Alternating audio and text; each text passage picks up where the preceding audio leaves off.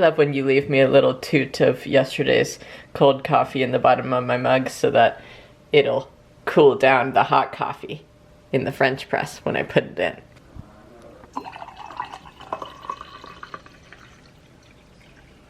I think I just love coffee in general.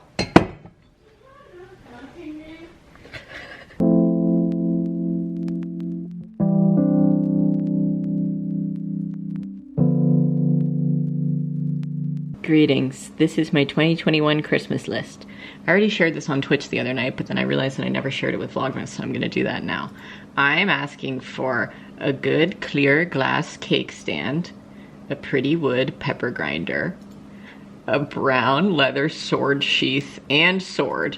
And it's really funny because I think that this is the most random thing I've ever put on my Christmas list, but I'm asking for it for our Ren Fair rehearsal dinner. If I get this one, then it'll match with my brown leather bodice and I can like clip the sword or drape the sword into it and it would be so sick. Look at the handle on these things. An artisan sword, are you kidding? It's incredible.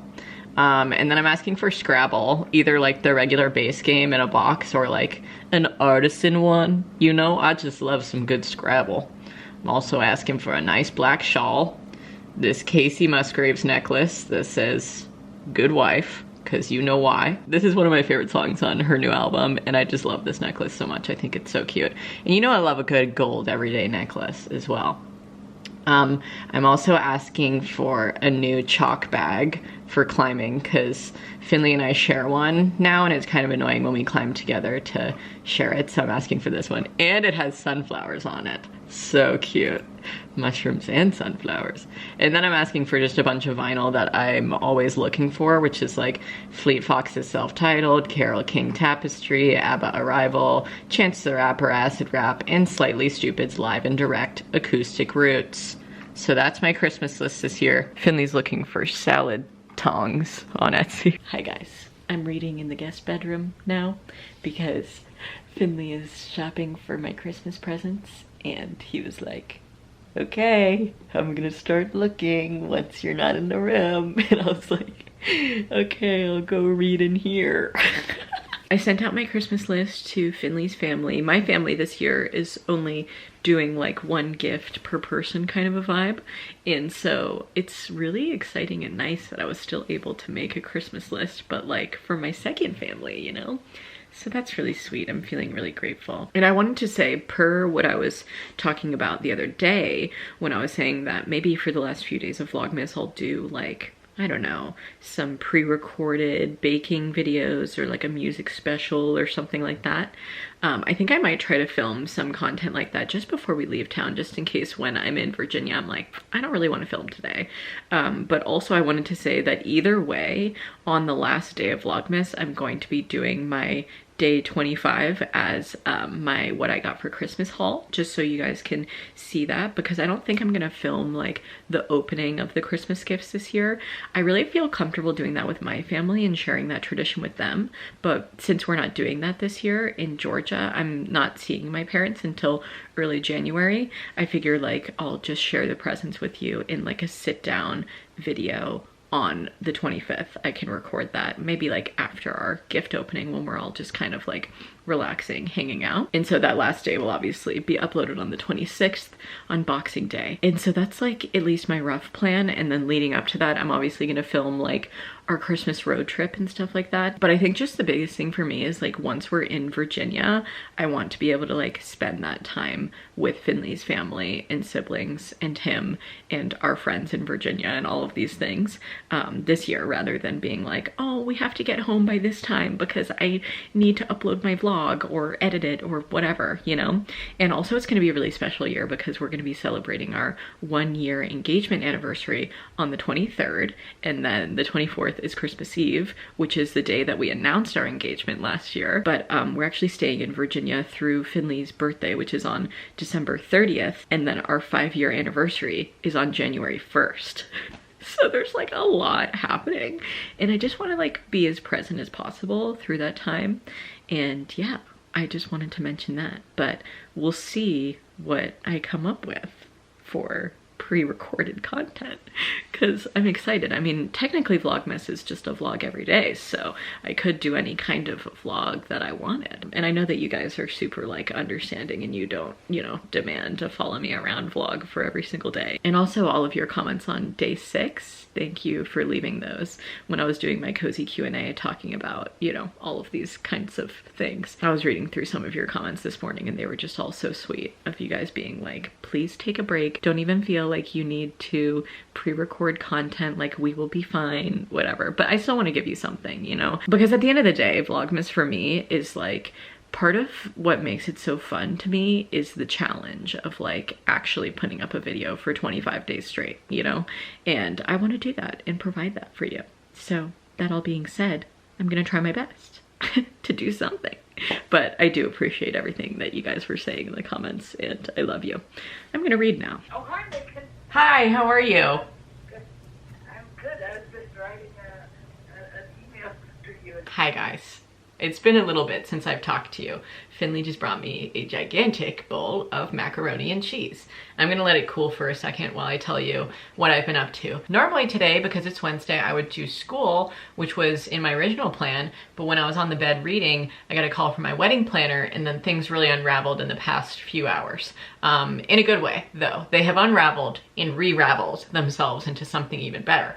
So as I mentioned, not yesterday, but the day before, I was having issues with 2 people who I'm working with for my wedding working together. Today, I called each of them separately. I really ironed out some details and questions that each of them had, and then wrote both of them an email being like, I feel really good about this. Let's move forward. You know what I mean? I think that in the words of how one of them said, we just had a rocky start and we will work together well from here on out. And so we were just kind of ironing out like rentals and like backbone of the wedding, which I've already secured a contract for them, but I was basically looping somebody else in on that so that they could help assist on the day with getting the rentals there, moving them from our rehearsal dinner to our reception and all of that kind of stuff. And I literally was just spending the past, I don't know, 2 hours going over all of that with them separately. I called one of them, the other one. One of them, the other one. And then I wrote the email. And now I feel good. You know, I'm like, thank God. We got that out of the way. And so moving forward, it's all smooth sailing, brothers. But I was very stressed out about that since the initial, you know, like over the past few days, I've just been like, fuck, I need to figure this out. And we finally figured it out. So hoorah, okay? And now I'm looking at Sustainable Save the Dates on Paper Culture, because that's the website I'm gonna use, not only for our holiday cards, but also for our Save the Dates. And we already ordered our holiday cards, but tomorrow, the 30% off Sustainable Save the Dates deal ends. So I need to order our Save the Dates like today or tomorrow morning. So that's what I'm looking at now. I'm looking at a bunch of different options of what we would possibly use. We did have some in mind that we were going to use before, but then I realized that because they have gold foil on them, they're like $1 more than all the other designs. So I'm like, fuck, maybe we'll, you know, figure something else out. And I'm looking at just all of them now. So my day has been taken up by wedding stuff today for the most part, but I'm excited to stream tonight. It's currently 3:48 and the sun is literally starting to set. Like it's getting darker outside as we speak, which is insane. This is why waking up late makes you just have a very short day, brothers. It's just like, Jesus. Anyways, I don't gotta tell y'all, I know that. But yeah, excited for the stream tonight. Until then, I'm probably just gonna do wedding stuff and planner stuff and work all of that out because I gotta put that shit first. And then maybe I'll do school after the stream tonight or push it to tomorrow or do something like that. Find some other time this week to do it because Wednesday has not really allowed that for me, but that's okay. At least I have mac and cheese. Okay guys, I just have a tiny little handful of dishes to do after finishing our mac and cheese and stuff like that. And I'm just gonna do them now because I honestly, like I said in the other Vlogmas the other day about how I think of doing the dishes as kind of like a meditation.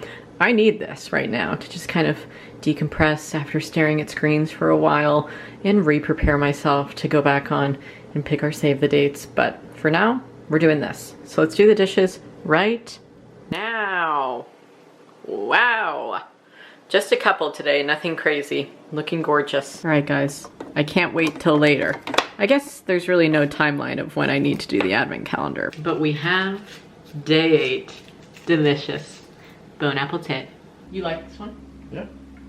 You don't like any of the other ones? I mean, some of them are fine. Greetings, my live stream cuties. How's it going? And I'm also vlogging below you for Vlogmas. I just wanted to say for the vlog, I've been working on our wedding guest list for, I don't know, another hour. And it was just making my brain hurt. And then I finally finished putting in all of the addresses like right before the stream.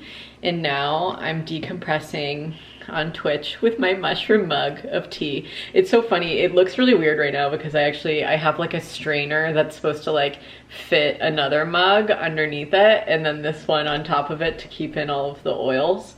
But it's like a big mama jar. It's so funny. Anyways, I'm gonna be live streaming for a while. So that's the Haps brothers. The next day. Hi friends, it's me and Bamboo, my little squishaboo, coming to you live from my comfy, cozy corner of my bedroom with a mug of coffee. Finley brought me this to my bedside table this morning. Well, really this afternoon, because I slept very anxiously and horribly, and it was just terrible. And he was like, I feel like this is really relevant for you today, so I picked out the mug especially for you. And I was like, it is relevant, King, thank you. Anyways, today I have a story for you, which is the title of this video, which is not clickbait, and I want to talk about it to bring awareness to the fact that this can happen to streamers. And I do believe that this was a targeted attack, like a one-time thing. And honestly, I'm not going to be scared off of my corner of the internet just because of this one occurrence. And I really feel like talking about this is kind of like taking matters back into my own hands. I have a really fantastic community of people around me who have been lifting me up and sending me messages and reaching out and everything since this happened. And I just want to say a big shout out to all of them. You know who you are, darlings. Thank you. Sasha, Silenced Hippie. Hello, Alice. Thank you so much. Rachel and Chris of Chunktown. Thank you so much for all of your advice and help with this situation. My Twitch community has really been just rallying behind me, sending me a lot of messages over the course of last night. I am filming this the next day after this occurrence happened to me because I actually filmed a clip last night, but I felt like my emotions were just like a little bit too involved in the situation, and that I could have chosen my wording better for how I relayed this event and how it happened. So I wanted to refilm it the next day today to go up in this vlog for you. Okay, so let's get into the tale. So last night I was swatted on Twitch. If you don't know this term, I will put it on the screen. You can give it a Google, but this is what happened to me. And basically how this occurred is I was sitting live on Twitch talking to all of you cozy, cute people, and I was actually talking about our wedding menu, and Finley had just left to go to the climbing gym. Literally on my live stream, you could see him kiss me and leave, and I truly believe that the person who did this to me waited for me to be home alone. Let's not get your emotions involved. Let's just tell the facts. So anyways, yes, there I was just sitting on Twitch talking about our wedding menu, what we were gonna eat, what we were gonna serve, all of those things. And I looked down at my phone and my landlady had texted me and she said, "Are you guys okay? The cops called me about the place. Weird." And I said, "What? We are okay. What's up?" She said, "IDK. He wouldn't say. When I said that you have a huge YouTube following, he said that makes sense. He just tried calling you. I said I would just text you." And I said he wouldn't give you any more information. And she said he wouldn't say. Can you accept his calls? His call came in without a number, not uncommon in my business. And then I said, I'm on the phone with the sheriff right now. Because what happened was the police were trying to contact me, but I have that setting on my phone where it silences calls from unknown numbers. So I got like 4 no caller ID phone calls placed to me in like a matter of seconds. And I couldn't accept any of them because they were just going to voicemail, voicemail, voicemail. So then finally the sheriff left a voicemail with a callback number. And I called him and he was like, is this Meghan Hughes? And I was like, yes, who's asking? And he was like, this is the deputy blah blah blah of this sheriff's department. I got your number from this person who is my landlady. And I was like, okay, so this isn't like a prank call, because at this point I had been told nothing. I was extremely confused as to why the police would be calling me, obviously. So I was just like, what's happening? And he was like, I'm sorry ma'am, I don't really know that much right now. I'm on the phone with some police officers right now. I just want to let you know you have a ton of police coming your way. And I'm like, why? Why are the police coming to my house, sir? And so then I start freaking out. I'm texting Finley, who just left the house, and I sent him a message asking for him to come home. He immediately turned around. He was about like 40 minutes away from the house at this point. And the man on the phone speaking to me was probably one of the most helpful people that I spoke to the entire night. He was super calm, cool, and collected, but also at the same time, he didn't know that much information to tell me. But basically what he had told me was that they had received a call from an internet phone number. So somebody had, you know, thrown off their own phone number and basically prank called my local police department saying that they lived at my house and that there was a horrible scene there that they needed to send the police to immediately. So I'm not going to say what the person said or how they did this. All of the details of that don't need to be mentioned. I'm obviously not making this to give any crazies out there any ideas. I'm really only bringing this up and saying that this happened to give you guys tips on how to prevent this from happening to you if you're a streamer, and just bring awareness to the fact that this happens to streamers. I'm only going to be streaming from a VPN from now on. I'm going to be turning on verified phone chat, which basically doesn't let you talk in my Twitch chat unless you have verified your account through your phone number, to kind of prevent bots, hackers, all these things from ruining my night, which they successfully did. So I guess, you know, if the person is still out there watching this, I truly feel like they don't watch my Vlogmas content and that they targeted me because I use the LGBTQIA plus tag on Twitch to make that community feel safe in my community. But there have been a lot of reports of bots and hackers and all these lunatics taking that tag and like targeting people in that community on Twitch with attacks like this, amongst other tags like the BIPOC tag and the POC tag and other various things like that. It's definitely a thing that you can Google. I know that it's been happening a lot in the drag queen community as well, which is super frustrating, and people who do this are the scum of the earth. Anyways, after he told me that the call was placed to them and, you know, what the person said and stuff, he for the first time used the term swatting, and he was like, ma'am, we believe that you're being swatted. And I'm over here like, what does that mean? And he was like, basically, you know, people do this with popular streamers all the time, people who have a following. It's really just to, you know, put the fear of God in you. And I'm obviously just like in a state of shock because my community on Twitch is always very pure, cute, and adorable, and I really even rarely have bots and people in the chat saying weird things. And my mods, thank you to my mods last night too. My moderators on Twitch were just holding their virtual swords in hand and fighting the comment section. And really, thank you so much to my moderators. Y'all know that I love you, my little bonk bitches.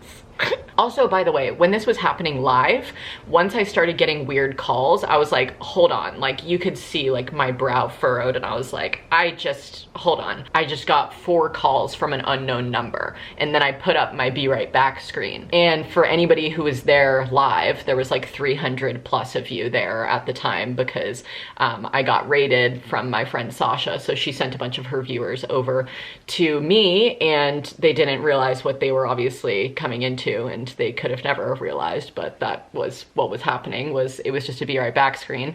So then all my moderators were really just like telling the chat what was happening. All they knew was that I said that I got a bunch of calls from unknown numbers, and they didn't really know anything else. So obviously my community was incredibly worried, and obviously that's what this person was intending. And meanwhile, I'm on the phone with the sheriff for like 40 plus minutes in a panic because I don't know what's happening and why he's sending a bunch of cops to my house. house. And also, not to mention, I live in an incredibly small community of people who care about me. My neighbors who are always looking out for me were truly like the icons of last night who helped me so much, and I need to bring them slices of my pound cake today and talk to them about their perspective of last night because I know it scared them as well. I really think that my neighbors listen to police radios or they have ties to law enforcement in some way, because I immediately, when I was on the phone with the deputy, got a text from my neighbor Olya, and when I got the text I was like, how does she know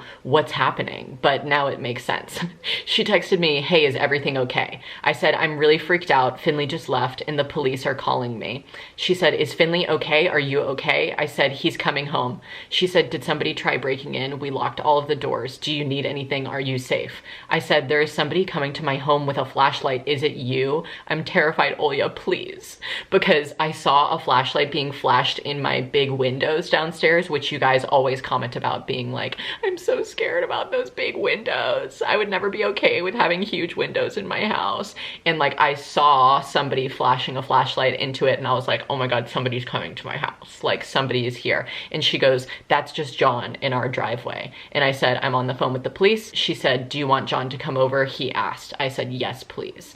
She said, he's walking over. I said, thank you. She said, open your window. I said, okay. And so I'm still on the phone with the police and I'm hanging my head out of a window and talking down to my neighbor, John, who came over basically just to protect me until Finley got home. Bless his heart. You guys know how much Olya and John mean to me and how much they truly help me so much with so many things, not just me, but us, and protect our property and our animals and ourselves. And it's just so incredible the type of neighbors that they are. I really feel honored to live next to them, and I get emotional talking about it because they're so nice. But John came over to protect me until Finley got back, and he stood there while I was on the phone with the police and trying to figure everything out. And he was there when the police first used the term swatted, and he was like, oh, that's what's happening. And then he walked back over to his house. So after John went back to their driveway, they were just kind of hanging out there waiting for the police to show up, and we're gonna chat to them and share, you know, their side of the story and their perspective, because I feel like at the same time, I don't know if it was just like a weird coincidence or something like that, but there was a bunch of reports of like unidentified vehicles speeding up and down the street. I feel like I still don't have clarification on those cars that were in my community, so I need to talk to my neighbors about that today and see if they got any additional information. I know that they told the police about it when they talked to them, but anyways, I was on the phone with the sheriff for, like I said, like 40 minutes, and during that time I was so anxious, in a state of panic, and my dogs were just like going insane. They could sense how anxious I was, and they were barking so much, and it was just so, I'm sure it was traumatizing for them as well. It was also traumatizing for Finley, who had originally gotten my text messages saying that the police were on their way to the house, that, you know, something had occurred where somebody had placed a call. He was unsure if I was safe, and the police literally held him up at the intersection and did not allow him to come home to comfort me for like 20 minutes. They held him there and they did not give him any answers. They wouldn't tell him what was going on, and he did not feel okay talking to them. There was no person who was consoling him or helping him in any way. And also I was on the phone with the deputy and he wouldn't let me hang up, and so I couldn't listen to any of his voice messages that he was sending me, which was very annoying for communication reasons, and I was just having trouble getting my thoughts in order to text him that I was okay. So yeah, the miscommunication was real, but I stayed on the phone with the deputy until a bunch of police showed up to my house. It was literally over 10 officers. They completely lined my street. It was very terrifying. I've never seen that many police officers in front of me since the BLM marches. So anyways, when they all pull up to my house, I'm on the phone and the deputy is encouraging me to leave my house. And I was like, sir, why are you telling me to leave my house? Aren't I the safest in my home? And he was like, ma'am, this is the most protected and safe that you'll be probably in your entire life. And in my head, I'm like, okay. So I take this like big light up baton light and I go out and I march over to them, and one of the male officers was like, oh, she has a baton light or something like that, like kind of diminishing it, where I'm like, I feel protected with this right now, sir. And literally while I was talking to them, they were like, can you turn that light away from us? Like, it's really bright. And I was like, sorry, like turn it off. But thank God there was a woman on the scene, and she was extremely helpful, extremely empathetic, extremely communicative. And that was the only thing that I needed in that time. She was like, we got a call. Are you okay? Is your partner okay? I was like, I don't know where he is. And he was being held up at the intersection the entire time. And they basically just asked me like, why are we here? You know, they didn't tell me why they came. They asked me, and I was like, I don't know, like the deputy on the phone who wouldn't let me hang up until you guys arrived. He was just telling me he believes I was swatted. I was live on Twitch when it happened, and I believe that the, you know, intention was to have you guys, you know, break down my door live for their viewing pleasure or something like that. And one of the male officers was like, what's Twitch? And I was like, totally, yeah, I should have explained that. Twitch is a live streaming platform. I think that this is a targeted attack occurrence that happens to some people on the platform. I really don't know what else to say other than I was literally just sitting there talking about my wedding to a live chat of people, and this happened, and I got a bunch of phone calls, and he was like, okay. And then they just like, you know, put their hands on their vests and walked away. But the woman stayed to talk to me, and she was just like, all right. And I was like, all right. And the craziest part about it all is that I actually felt responsible for wasting their time and resources and everything when it was actually the other person's fault who did this to me in the first place. Which is probably the most fucked up thing about it all, was that I was the one apologizing to the police officers, being like, I'm so sorry that this happened. And the woman just kept being like, it's not your fault. You know that. It's totally fine. You know, we're just here doing our jobs, so no problem. And I was like, okay, and like shook her hand and went back inside and waited for Finley to be released. And so then he comes back in the house. He was, you know, talking to police officers. He wasn't even looking at his phone anymore, so he still didn't know what had happened to me. And so I just like, you know, told him all about it. Meanwhile, the Be Right Back screen is still up on my Twitch, and the live chat is just going insane, and I'm like crying, just like in a state of disbelief of just how this occurred and how much pain and, you know, suffering it caused not only me but also my tiny community who was on standby. Literally my fire department was like staged at the local high school, ready to be on call to come to the scene that did not happen at my house. And my neighbor Olya told me that they also had like one of those life flight helicopters on standby, and it's like the amount of resources that were wasted is, I guess this person's intention was to do that, but it's just so infuriating to think that our tax dollars went to something like this, you know what I mean? And not to mention the like panic that it caused my neighbors when they thought that I was hurt, not to mention the pain that it caused my partner who was not being told anything about if I was okay, and the pain that it caused me. Honestly, it was horrible. So yeah, I was just kind of in a state of shock. I feel like I'm kind of getting over that hump now and just like accepting that this happened.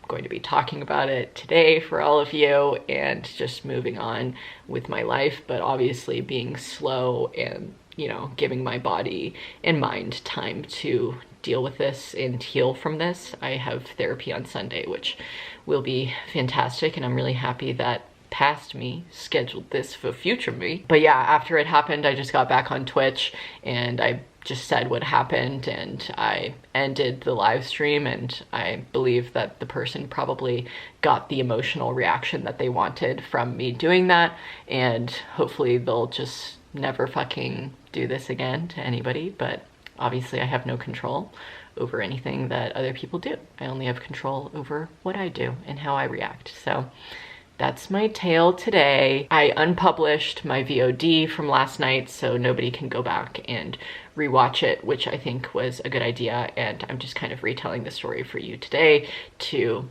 take matters back into my own hands. And I, you know, mustered up the courage to film this clip, and I'm just gonna edit this video, talk to my family later today, and probably for today's Vlogmas, day 9, is what day it is, because I'm recording this clip for day 8. I'll probably just do like a chill, things that make me happy kind of a vibe of filming random shit in my life. I just need to be taking time for myself today, and I'm sure all of you understand that. And thank you in advance to everybody who is gonna leave a kind comment. It was definitely a super traumatizing thing to go through, and I just wanted to bring attention to this, that this happens to people. And that's my story for all of you. So yeah.